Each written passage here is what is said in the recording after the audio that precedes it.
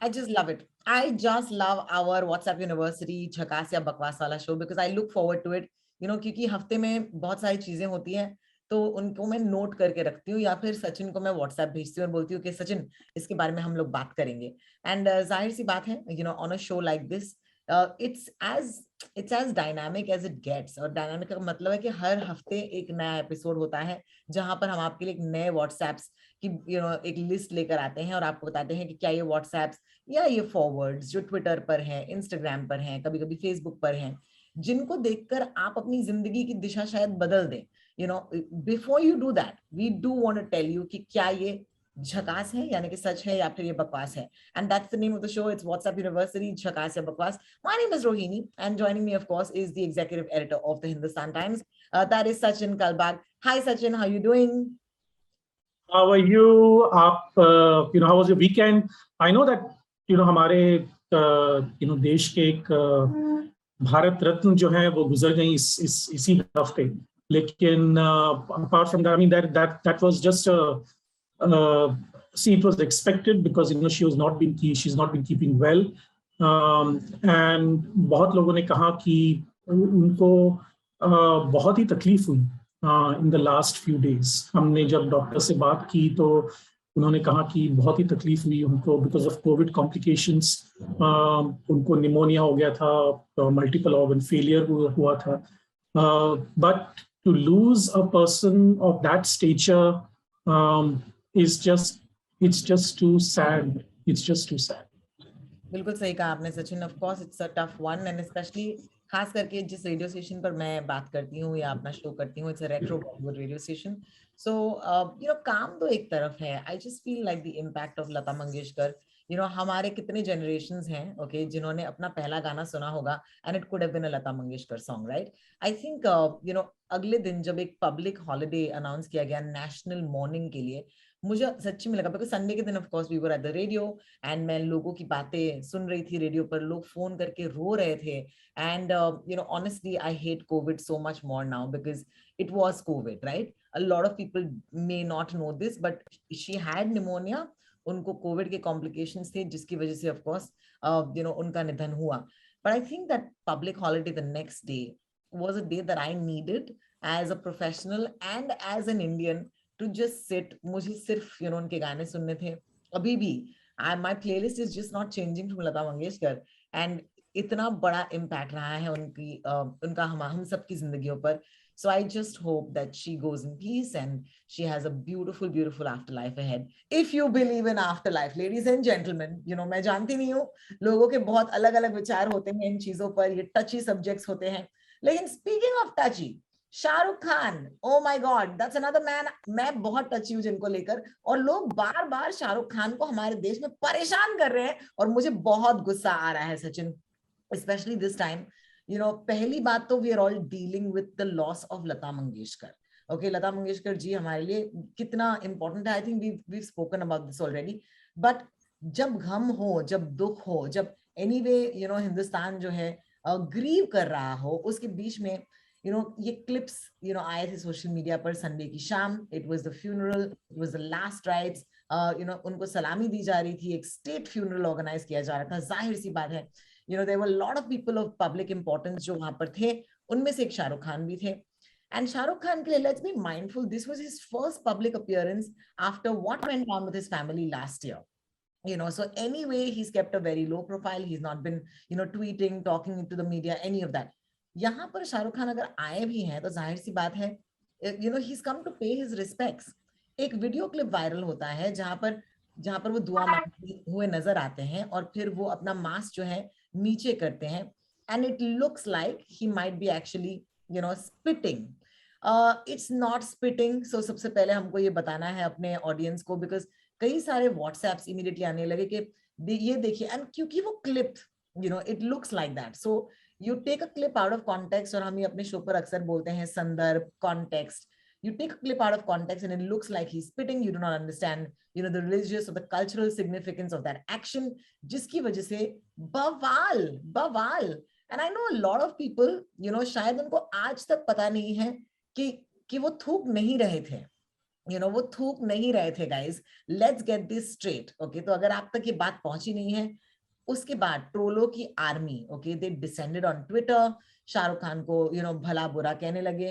News media, okay, the news media, they kept on running this clip saying क्या शाहरुख खान ने ठूका, and I thought that was equally irresponsible, क्योंकि आप instead of saying कि ये क्यों चर्चे में है, आपने भी वही किया, आपने भी सेंसेशनलाइज किया ताकि लोग आपका चैनल देखें।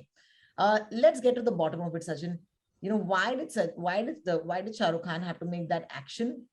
मैं जानती हूँ कि ये एक रिलीजियस या एक कल्चरल सिग्निफिकेंस रखता है ये एक्शन, लेकिन मैं उतना नहीं जानती। And let me tell you, as two non-Muslims on this podcast, okay, we may never be able to explain with the depth that we require to explain, लेकिन जितना हमसे हो सके of course हम अपनी ऑडियंस को बता सकते हैं। So over to you, Sachin. हर एक रिलीजन में, हर एक कास्ट में, भारत में इतने सारे कास्ट हैं, उनके अलग अलग ट्रेडिशंस होते हैं, उनके अलग अलग कल्चर्स होते हैं, रीति रिवाज होते हैं। और जब शाहरुख खान वहां पर आए, आपको जैसे आपने कहा कॉन्टेक्स्ट क्या था उनको आने वहां पर, देखिए पिछले 2-3 महीनों से उनका काफी लो प्रोफाइल चल रहा है, क्योंकि आपको याद होगा कि उनके बेटे आर्यन खान के साथ क्या हुआ, वो क्रूज के ऊपर गए थे वगैरह वगैरह। उसके बाद पता चला कि वो भी एक ट्रम्प्ड अप चार्ज था, यानी कि वो झूठा इल्जाम था उनके ऊपर। लेकिन उसके बाद Shahrukh Khan has maintain a very very low profile, and it took the death of a Bharat Ratna to make him come out and pay his respects to the departed soul. अगर लता मंगेशकर को हम लोग अलविदा इस तरह से नहीं करते, तो वो जो एक शेम था वो हमारे ऊपर होता। अगर हम उनको स्टेट फ्यूनरल नहीं देते, अगर उनको प्राइम मिनिस्टर खुद नहीं आते दिल्ली से उनको विदा करने के लिए, उनको चीफ मिनिस्टर्स, सारे मिनिस्टर्स आए थे, सेलिब्रिटीज आए थे, क्रिकेटर्स, एक्टर्स, प्रोफेसर्स, साइंटिस्ट, सारे लोग उनको आके फाइनल गुड बाय कह रहे थे। उसमें शाहरुख खान भी थे।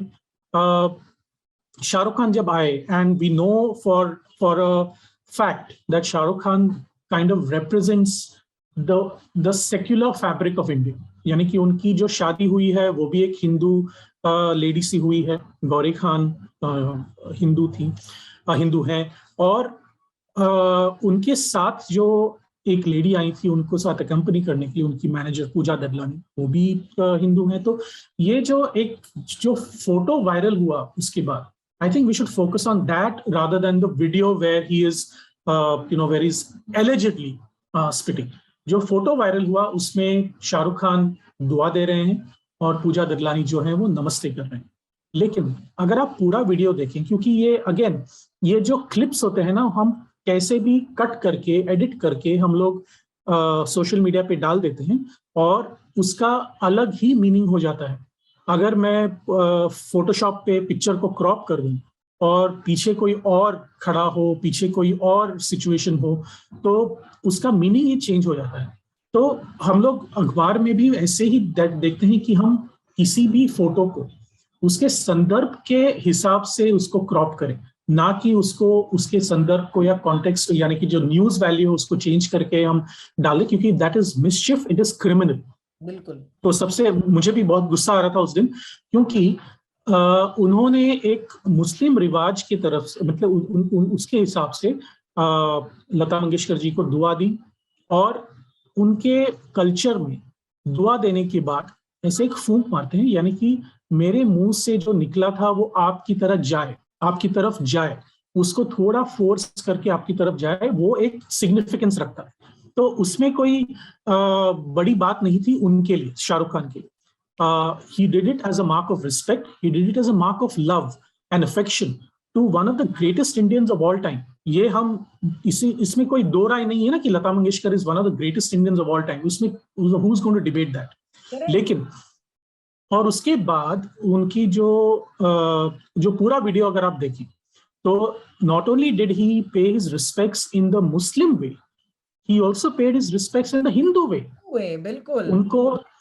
उनके पैरों को छुआ, जैसे हम कोई भी मृत व्यक्ति को हम लोग पैर छूते हैं उनके, क्योंकि फाइनल ब्लेसिंग्स वो हमें दे दें।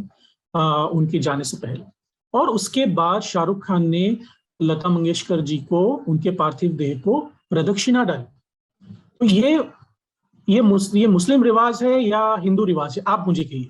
तो ये जो एक सेक्युलर फैब्रिक है हमारे देश का, वो हमेशा बनाए रखने के लिए ऐसे लोगों की जरूरत है जो दोनों चीजों में बिलीव करते हैं।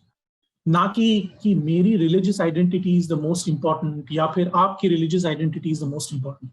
The other person I respect the most in this regard is उस्ताद जाकिर हुसैन, बिल्कुल, जो easily one of the greatest percussion players of all time. जैसे लता मंगेशकर जी one of the greatest singers of all time, वैसे ही one of the greatest musicians of all time. उनको जब भी आप उस्ताद जाकिर हुसैन नाम से बुलाएं, वो हमेशा आपको बोलेंगे मुझे उस्ताद ना बुलाएं, क्योंकि what happens is कि उस्ताद एक religious identity बन जाती है, क्योंकि हिंदुओं में हम लोग कहते हैं पंडित हरिप्रसाद चौरसिया वगैरह वगैरह, राइट। तो ये जो एक रिवाज है वो कह रहे हैं कि मैं उस्ताद नहीं हूं, मेरा नाम जाकिर हुसैन है, आप मुझे जाकिर हुसैन नाम से पुकारिए। दूसरी बात यह, हर एक कॉन्सर्ट में आप किसी भी जाकिर हुसैन के कॉन्सर्ट में रिकॉर्डिंग देखिए या फिर लाइव देखिए, जो भी, वो एक गंगा जमुना तहजीब जो हम कहते हैं, गंगा जमुना का रिवाज, यानी कि एक मिलावट है सारे समाजों की, एग्जैक्टली वो रिप्रेजेंट करते हैं Zakir Hussain. And I have not seen a single musician of great repute, वो हिंदू हो या फिर मुसलमान हो या फिर सिख हो, ईसाई हो, कोई भी, उनकी जो लॉयल्टी होती है वो अपने क्राफ्ट से होती है, उनके म्यूजिक से होती है, उनके रिलीजन से नहीं। शाहरुख खान भी जब आए तो एक तो it's a great thing you said कि उनकी लॉयल्टी उनके क्राफ्ट की तरफ होती है, और दूसरे देश की तरफ। आई थिंक ये हम भूल रहे हैं कि देश सबसे पहले आता है। You know, of course, you could be Shah Rukh Khan, you could be Zakir Hussain, and you are fabulous artists. Lekin, does that, okay, in any way, being a non-Hindu, does it make you a less patriot in any way? I mean, that is the question that people seem to be asking Shah Rukh Khan. बार उनको अपने patriotism का कहीं ना कहीं proof देना पड़ रहा है, and that to me is a bit targeting मेरे हिसाब से, definitely, because why is it कि शाहरुख खान के हर एक्शन पर ही लोग इतना बवाल उठा रहे हैं? आखिरकार why is Shahrukh Khan being targeted? And as a Shahrukh fan, let me tell you यार, इस इंसान ने स्वदेश जैसी फिल्म की वजह से न जाने कितनों को ये एहसास दिलाया कि अगर आप जितने भी सक्षम हो जाए, जब तक आप अपने देश के लिए कुछ नहीं करेंगे, we are not going to be able to do anything. and I'm saying this is a small example, this just popped into my head. लेकिन जितनी इज्जत शाहरुख खान ने, I'm saying even from a female perspective, उनके हर interview को देख लीजिए, जितनी इज्जत उन्होंने नवाजी है औरतों को, because Lata Mangeshkar is a female artist. The other thing is the amount of work that he's done with a legend like Lata Mangeshkar. उनके हर फिल्म में, I mean, take his biggest film, right, DDLJ में सारे गाने लता जी ने ही गाए थे।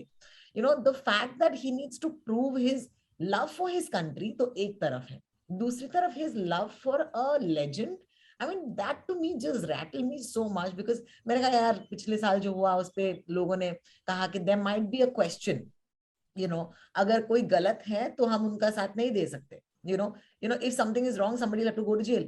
वो भी हट गया, वो सारे एलिगेशंस हट गए, उसके बाद किसी ने आकर अपॉलॉजी नहीं दी इस परिवार को, और अब जाकर शाहरुख खान जब when he's coming to pay respects, yeah, we can't let him grieve in peace. I mean, what sort of a country have we become? I'm so sorry, but I feel very strongly about this at this point.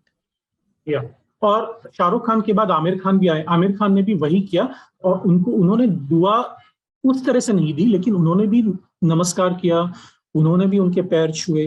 तो ये जो एक हमारे, देखिए जब हम बड़े होते हैं ना, तो हम सोचते हैं कि मेरा दोस्त मुसलमान है या हिंदू है या जैन है या सिख है या ईसाई है, हम लोग दोस्ती करते हैं ना, दोस्ती का हिसाब होता है, ना कि रिलीजन का।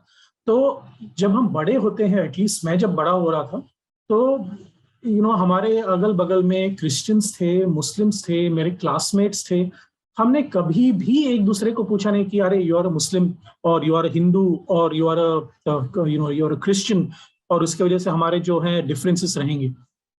हमने खाना एक दूसरे के टिफिन बॉक्स से खाया, हमने क्रिकेट एक दूसरे के साथ खेली, हम पिकनिक एक साथ गए, हम कॉलेज एक साथ गए। बहुत बहुत जो हमारे स्कूल के क्लासमेट थे वो हमारे कॉलेज में भी थे साथ में।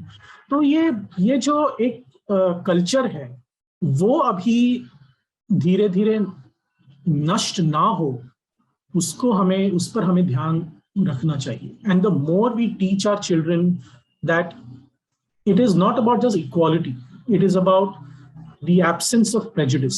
Yes, कि and it's about respect. हम Yeah, it's about क्योंकि respect another religion. रिस्पेक्ट बिल्कुल। देखिए, अगर मैं आपको रिस्पेक्ट ना करूं एज एन इंडिविजुअल, अगर आप मानते हैं कि आपकी इंडिविजुअलिटी में रिलीजन का एक बड़ा हिस्सा है, that is your choice, but I need to respect that choice as long as your identity and your does not impinge and infringe upon my beliefs and my respect and my dignity. You are free to do what you want. I am free to do what I want.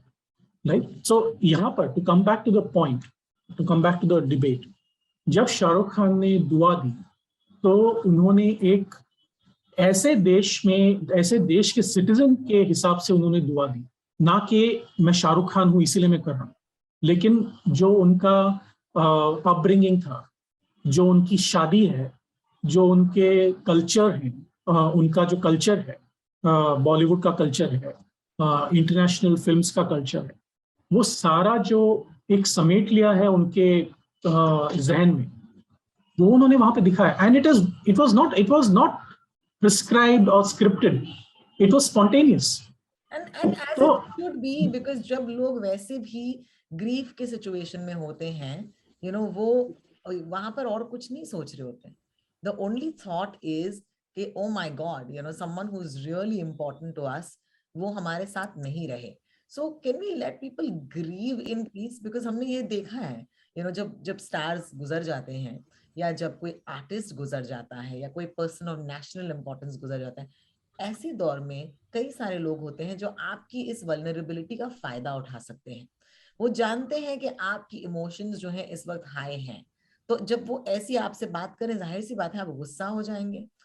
अगर महज लता जी हमारे साथ अभी भी होती, और ऐसा कुछ होता, तो I am sure there is no context to this, but on a day when it's a vulnerable day for people, 2 second नहीं लगता गुस्सा होने के लिए सिर्फ हेडलाइन पढ़कर।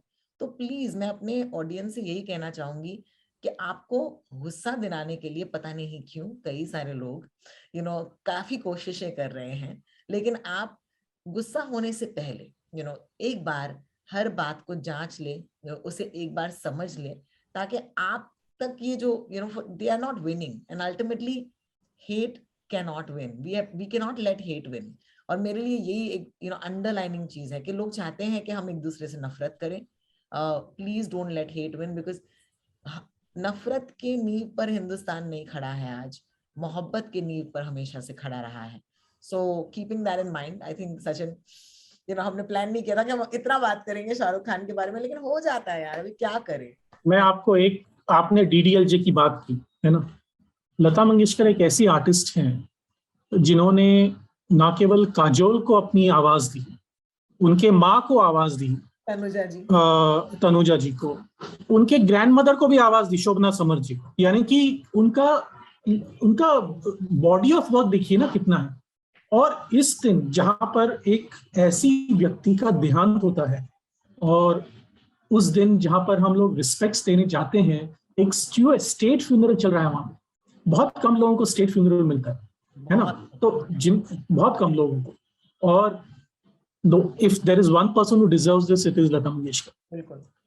I may have my difference of opinion about the whether I like her songs or whether I like Asha Bhosle songs, whether I like Geeta Dutt songs or Noor Jahan or कोई, लेकिन her greatness was never in debate. Yeah. तो उस दिन ऐसी बातें चलन, और ये मैं मीडिया से हूं फिर भी ये बात कर रहा हूं कि मीडिया ने भी बहुत ही इररिस्पॉन्सिबल तरीके से उसको कवर किया, यानी कि वो एक क्लिक बेट की तरह से उनको कवर किया। और and it is, see Shahrukh Khan in this case is an easy target because he's already vulnerable because of what happened to his son, और इनको पता है कि वो रिटेलिएट नहीं कर सकते ऐसे दुख की घड़ी में, और तब उन्होंने जाके उनके ऊपर अटैक किया। See, when you're kicking a person when he is or she is down, then you are the worst form of a human being. Yes, absolutely, absolutely. Shahrukh Khan, we are with you and we will always love you. ये बड़ा ही personal, मैं एकदम fan girl की तरह कह रही हूँ, मेरे शाहरुख को परेशान करना बंद करो। Alright, let's move on. I don't know if you have too much time, लेकिन एक दो ऐसी चीजें जो हमें अपने ऑडियंस को बतानी है। देखिए, बूस्टर शॉट आ चुका है, and that brings us to our next story today. Booster shot दिया जा रहा है, और अगर आप 60 प्लस हैं, अगर आप 45 प्लस विद कोमॉर्बिडिटीज हैं, अगर आप हेल्थ केयर वर्कर हैं, इस दौर में ये बूस्टर शॉट जो बट रहा है, आपको जाकर लेना ही चाहिए, ताकि आप अपने आप को इस दौर में दो शॉट्स के बाद ये तीसरा शॉट लेकर you are keeping yourself safe. There is no debate about it. I hope not, क्योंकि हम 2 साल से इसकी बातें कर रहे हैं, so let's not even debate that, right. लेकिन बूस्टर शॉट, क्योंकि अब एक नया दौर आया है जहां पर लोगों को कुछ करना है, ऑनलाइन जाना है, शायद बुकिंग करनी है स्लॉट की, ऐसे अहम वक्त पर ऑफ कोर्स आते हैं आप तक फेक व्हाट्सएप फॉरवर्ड्स जो आपको कहते हैं, अरे आपका तो booster shot. See, it is always in the time of an emergency, जहां पर उनको पता है कि अगेन यू आर वल्नरेबल, आपको पता है कि यार ये तो मुझे करना है। ऐसे दौर में जब एक व्हाट्सएप आता है कहते हुए कि बूस्टर शॉट आपको लेना है, आप इस लिंक पर क्लिक कीजिए, आप उस लिंक पर क्लिक करते हैं, वो कहता है कि आपको पैसे देने हैं, okay, and then it says अपना ओटीपी दीजिए, even if they don't say कि पैसे आपको भरने हैं, वो कहते हैं अपना ओटीपी दीजिए।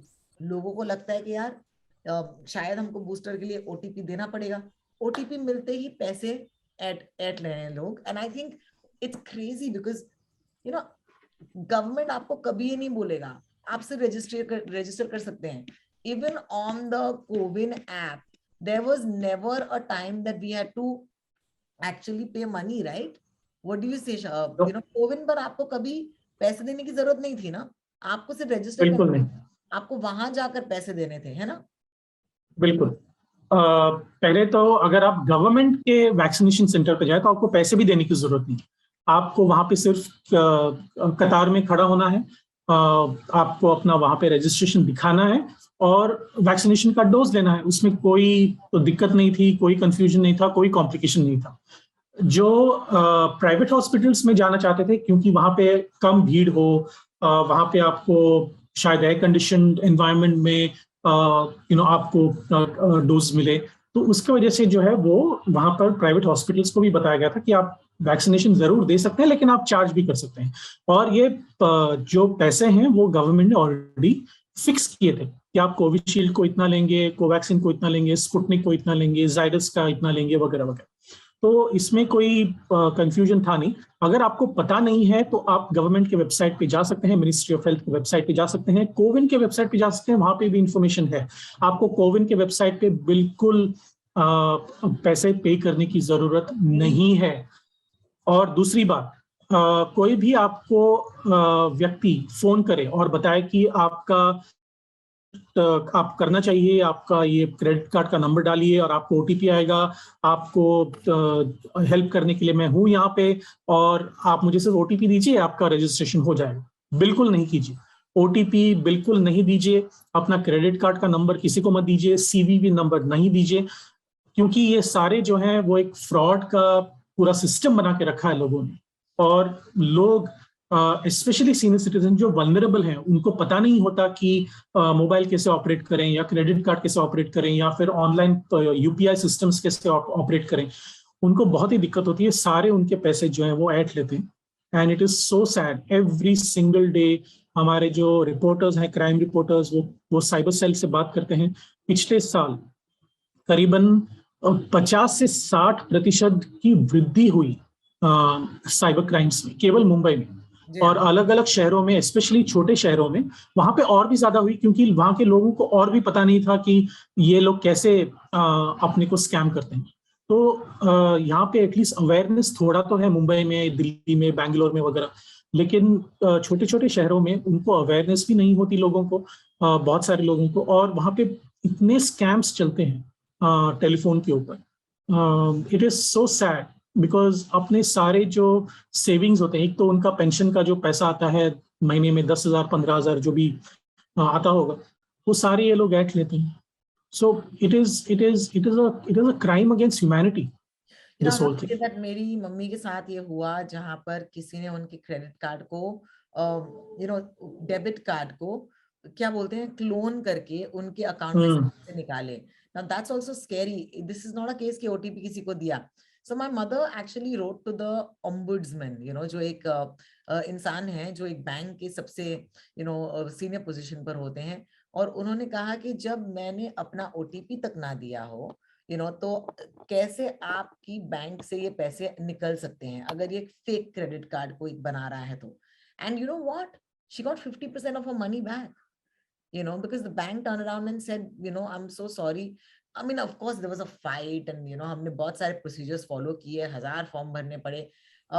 लेकिन my point is that ऐसा बहुत रेयरली होता है.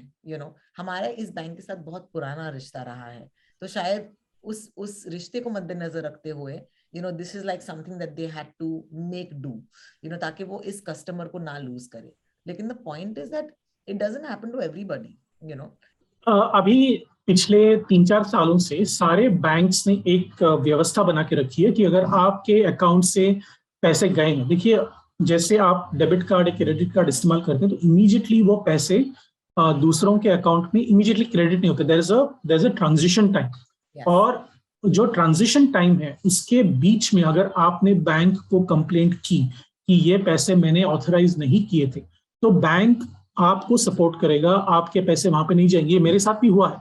मेरा डेबिट कार्ड किसी ने क्लोन करके, वो भी यहाँ पर नहीं, यूके में क्लोन करके करीबन 70-80 पाउंड मेरे बैंक अकाउंट से निकाले थे to buy some gym equipment in the UK. और जब मैंने 7 बजे उठा, मैं 6:45 बजे, तो मैंने देखा कि आपके मेरे अकाउंट से इतने पैसे निकल गए थे, तो मैंने इमीडिएटली मेरे बैंक को फोन किया और उनको कहा कि ये मैंने ऑथराइज नहीं किया है, क्योंकि केवल इंडिया में OTP अलाउड है, OTP का सिस्टम है, और किसी भी देश में स्पेशली इन यूरोप और अमेरिका OTP का सिस्टम नहीं है. एक बार आपने कार्ड एंटर किया तो आपका पैसा खत्म. तो ये जो सिस्टम है वो पर्टिकुलरली उन लोगों के लिए बनाया गया है भारत में जो वल्नरेबल हैं, क्योंकि एक दूसरा एक लेयर मिलता है आपको सिक्योरिटी का OTP की वजह से. तो ये जो एक बात है वो आपको हमेशा याद रखनी चाहिए. जो ट्रांजिशन टाइम है आपके अकाउंट से लेकर दूसरे अकाउंट में जाने के पहले, आप अगर बैंक को फोन करें, उनको बताएं कि ये मैंने ऑथराइज नहीं किया था, क्योंकि आपके SMS पे तो आता ही है कि इतने सारे पैसे डेबिट हुए हैं आपके अकाउंट से, तो आपको पता है कि ये मैंने नहीं किया था. और एग्जैक्टली 2 घंटे बाद जितने भी पैसे मेरे बैंक अकाउंट से निकले थे वो वापस आ गए. तो ये बहुत ही एक सिस्टमैटिक तरीका है आपके बैंक से बात करने का. जो भी आपका क्रेडिट कार्ड बैंक हो, डेबिट कार्ड का बैंक हो, सेविंग्स अकाउंट का बैंक हो, जो भी है, वॉलेट हो, वहां पे आप फोन कीजिए, वो आपको तुरंत पैसे वापस दे देंगे. All right. I think that brings us to the end of today's episode because it's been quite a long one. बहुत बहुत शुक्रिया सचिन हमसे बातें करने के लिए. हम आपसे अगले हफ्ते जरूर मिलने आएंगे. Until then, of course, I think we just want to close the episode by saying that it's been a great loss for India.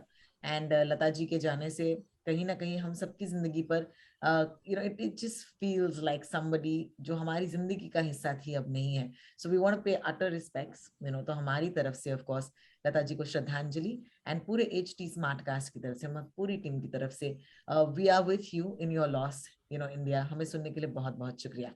You can find me on Twitter, Instagram, RoTalks पर ROTALKS, Sachin Kalbag, Sachin Kalbag on Twitter. तो आप please इन्हें follow कीजिएगा. और कभी भी कोई WhatsApp हो जो वेरीफाई करना हो, कोई न्यूज हो वेरीफाई करनी हो, कोई न्यूज दिखे और समझ नहीं आ रहे हो, we are here for you and we are so happy that we can do this for you guys. So बहुत बहुत शुक्रिया हमें सुनने के लिए. Thank you, Sachin. I will see you next week. Take care. Bye. Thank you so much, Rohini. Bye-bye. Bye.